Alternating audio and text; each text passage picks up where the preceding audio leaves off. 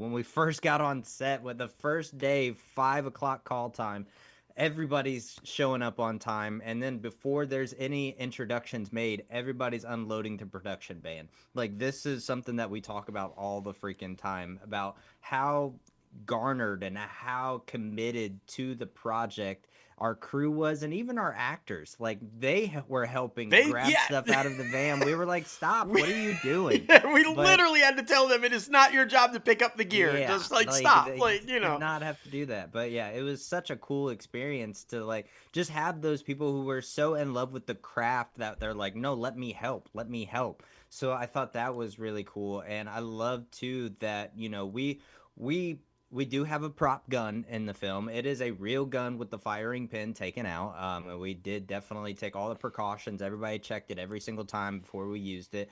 But we had to drive to Atlanta 5 hours away just to grab this prop gun and drive back. Only imagine if we got pulled over. Yeah. It's so and then, funny because they give you this sheet of paper to show the cops. It says, this is a movie prop gun. Yeah. But what happens if you lose that piece of paper? Right. Like, you misplace that piece of paper because now when you're dealing with movie prop guns, there are some rubber, there are some wooden, and then like Logan said, there are some this is an actual handgun with the firing pin removed.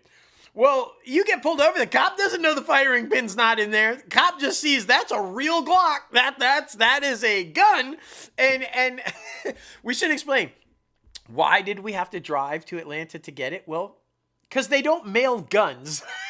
Certain states will allow you, but North Carolina does not allow guns to be mailed. So and there was no prop store. And there was no prop stores. Yeah, so Atlanta was like, yeah, we got one, and we'll mail it. And then we're like, oh, where's it going to? Carolina. Oh, we can't mail it.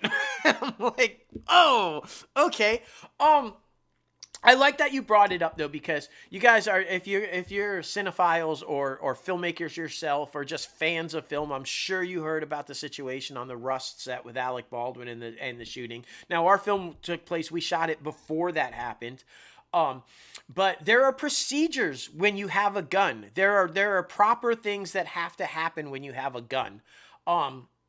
All of those procedures were followed on our set. We made sure to adhere to every single rule that you're supposed to do. We even went a step further. The night before production, we went to our actress that was going to be handling the gun, and had her get used to it.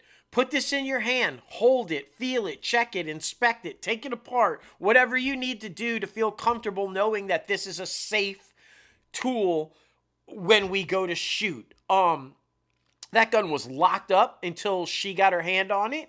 That gun was locked up immediately after she did everything that night to review the gun. It remained locked until we were on set and ready to use it. The entire time it was locked. Once it was removed, it went through every process and every person that it is supposed to go through to be checked. And even when it's handed to Cara, checked. It was checked by her one final time. Because if you guys haven't seen the film, there's a point where she puts this gun in her mouth. And while we all know it's incapable of firing, it doesn't matter. So if you ever choose to use a weapon, make sure you have an armorer.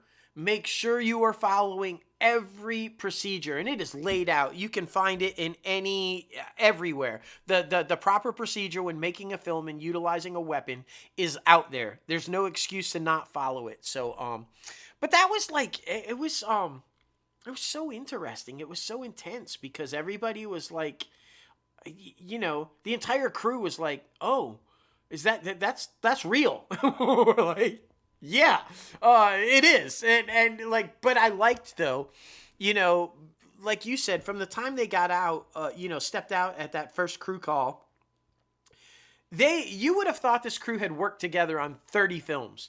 And the way they grabbed the gear, the way they went immediately up and started setting up for the first shot, and they had never met each other, never, prior to stepping out of the van that day.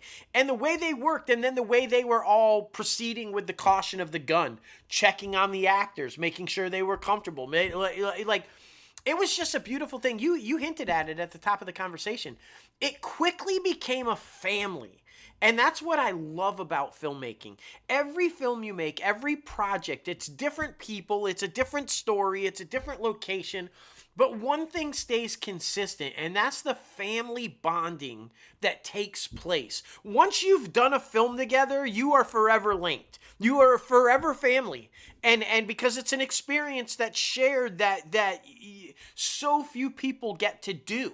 And it's beautiful. The people that we had were just like amazing. And you know, a lot of those people, it was their first time ever on a set. Other times it was their first time on a set, but they had never been in a position that they were in on our film. And they were like, we took a chance on them because it's extremely important to us. And what I really liked about shooting this film as well is that we have been given a lot of opportunities in our career to allow us to get where we've gotten. And when Logan and I decided to do this thing, we were like, that has to be what Crazy Ann is all about. Giving opportunity to people like what was given to us. And so when somebody says, well, I've never been a first AC, but I can try. Yeah, damn right you can, right? And we're so proud to say that our first AC is now a cinematographer. Right, like straight up head guy, and that's a beautiful thing to see because we gave him a shot and he proved himself and he was able to use that and as a stepping platform to elevate to the next level. And that's a beautiful thing, right? To see people come together and just take a shot and realize they've got a skill that maybe they didn't even know they had, right? Yeah, most definitely. I feel like, to be able to inspire people, and I feel like that's what we did. We accomplished a lot on set as far as like making a beautiful film, I feel like, and starting conversations, but we also inspired the people who did come on and with our positivity and with our, being able to move forward through adversity and through the negativity that is this world. Because like you said, I mean, we had people who denied the offer because they didn't want to get involved with a political satire, they thought. So yeah, it was a very interesting experience.